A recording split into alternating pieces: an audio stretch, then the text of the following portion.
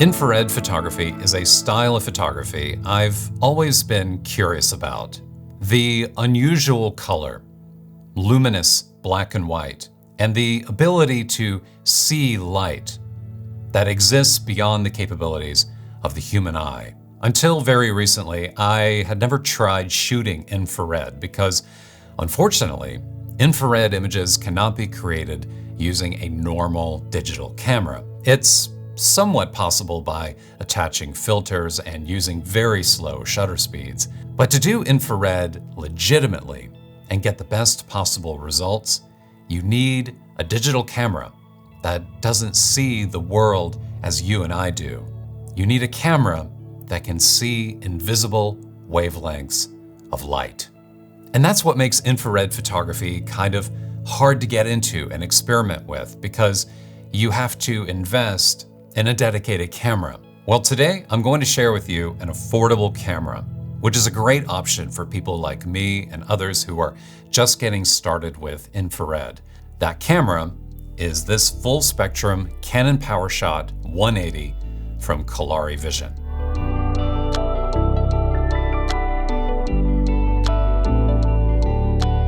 What's up everyone? If you've never been to my channel before, my name is Todd. I create videos about photography here on YouTube. In full disclosure, this video is not sponsored by Kolari Vision, nor have I been paid or told what to say or not say in this video. Kolari simply provided me with this camera for review without any stipulations. So this little PowerShot here, also known as an ELPH camera, can shoot infrared photos and videos because it's been converted to a full spectrum camera. Full spectrum means that the camera's sensor is able to see all wavelengths of light, from ultraviolet to infrared.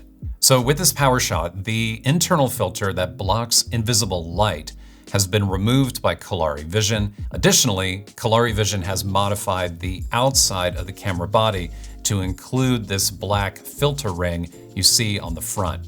This ring is permanently mounted to the front of the retractable lens, which allows 37mm filters to be attached. Speaking of filters, Kolari Vision also offers with the PowerShot an infrared filter starter kit, which includes the 3 filters that you see here. This kit includes a 590 nanometer filter, also known as an ultra color filter, which produces vibrant color, a 720 nanometer filter, which is fantastic for black and white, and a rather interesting hot mirror filter, which replicates the removed internal filter by blocking ultraviolet and infrared light frequencies. This hot mirror filter then allows the full spectrum PowerShot to capture normal images, just like it did before it was converted into a full spectrum camera. Last but certainly not least, Kolari Vision also sells with the PowerShot a CHDK programmed SD card. CHDK stands for Canon Hack Development Kit. This SD card, when inserted into the PowerShot, provides alternate firmware that unlocks the ability to shoot RAW and provides full manual control over shutter speed and aperture. Unfortunately, Kolari didn't provide me with one of those SD cards, so I wasn't able to test the hacked firmware with the PowerShot.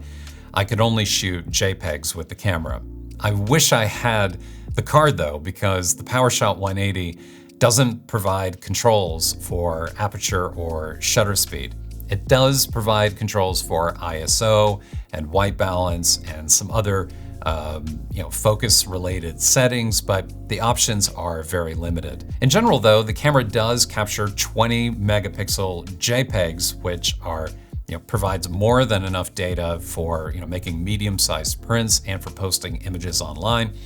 RAW would have been nice because then I could have adjusted white balance and other settings in post, but in general, I made do with the settings that were available on the camera. So I used the full spectrum PowerShot a number of times over the past couple of weeks, shooting both color and black and white. The color images are wild. I mean, they reminded me of like old psychedelic album covers from the 1960s, like from Jimi Hendrix and Frank Zappa and that type of look. When shooting color, I especially enjoyed using this 590 nanometer filter because it just has a very distinct look to it. It darkens the sky and it expands the dynamic range of the image. What's also worth pointing out is that when shooting color in infrared on a camera like this, white balance plays a critical role in how those colors are interpreted. So if you're shooting in auto white balance or sunny or cloudy, the colors are going to skew towards red and orange. If, however, you change it over to a value like tungsten, then the colors shift and get even more surreal. Then at that point, they start to look pink and purple. And I rather enjoyed that particular look. But as much fun as it was to shoot color, I have to say that black and white turned out to be my favorite way to shoot infrared. Here's an image captured with the PowerShot set to monochrome and no filter attached to the front. Note how blown out the sky is in the upper left-hand corner. And in general, it doesn't look that different from just a regular black and white image. But check out what happens when the 720 nanometer filter is attached.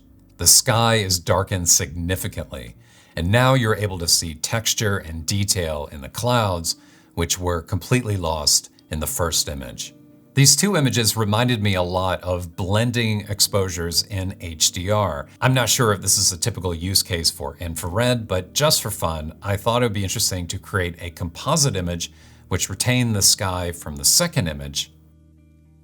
And then I processed the composite image using contrast, dodging and burning, plus some additional clarity and sharpness. And I have to say that, the results, they're not half bad for a simple pocket camera like this Canon PowerShot.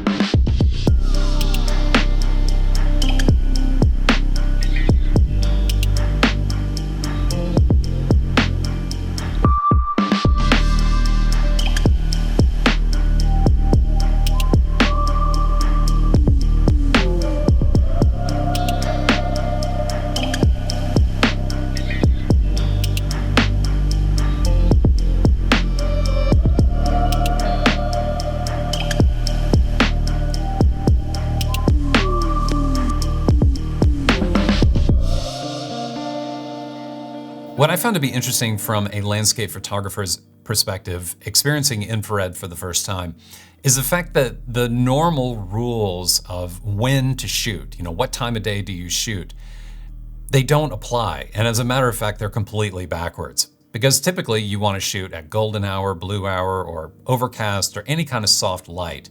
And you just generally avoid the middle of the day. That's usually the time of day when you're backing up SD cards or cleaning your camera gear or something like that. You are absolutely not out shooting during that time of day. Infrared, however, is the opposite. You actually want to be out when it's high contrast, when the light is terrible, or when it's normally terrible, because in infrared, it's actually perfect. You want the light to be super harsh, super high contrast, and bouncing off of those leaves and foliage, anything that's green, basically, in order to get that high contrast look, in order for there to be some tonal separation because of how that light is filtered when shooting infrared. Overall, I think this is such a cool little camera because it offers a cost-effective way to experiment with infrared, but without spending a lot of money. The camera by itself, at the time of this video, retails from Kolari Vision for $200, which, when you think about it, is about $100 more than what a used, normal PowerShot 180 costs on eBay. So you're effectively spending about $100 for the conversion to full spectrum and infrared. The three aforementioned infrared filters can be added on for an additional $25, and in my opinion, are really essential in order to get the right look. That SD card with the alternate camera firmware that I've been talking about, the one that unlocks raw photo files, that one costs $25 for a 16 gigabyte card or $40 for a 32 gigabyte card. So if you purchase the whole kit, you're looking at around $250 for a dedicated infrared camera you can easily travel with. You can throw this camera in your camera bag and pull it out and use it if you happen to come across a shot that might look awesome as an infrared image. Personally, I am most excited by the black and white images that I got out of this camera with this filter, and would absolutely bring this camera with me on a future landscape photography trip. For more information about this full spectrum Kolari PowerShot and other infrared cameras, check out the video description below for a link. Also, if you're curious to learn more about infrared photography and how it works, the Kolari Vision website provides a number of helpful articles. If you have questions about the camera or you happen to shoot infrared and you have some creative or technical advice you could offer to a beginner like me, please feel free to leave a comment below. If you enjoyed the video, please remember to give it a thumbs up. And if you haven't already done so, also subscribe to this channel if you would like to keep in touch in the future and be notified of when future videos come out. I appreciate your time and attention as always. I will see you next time.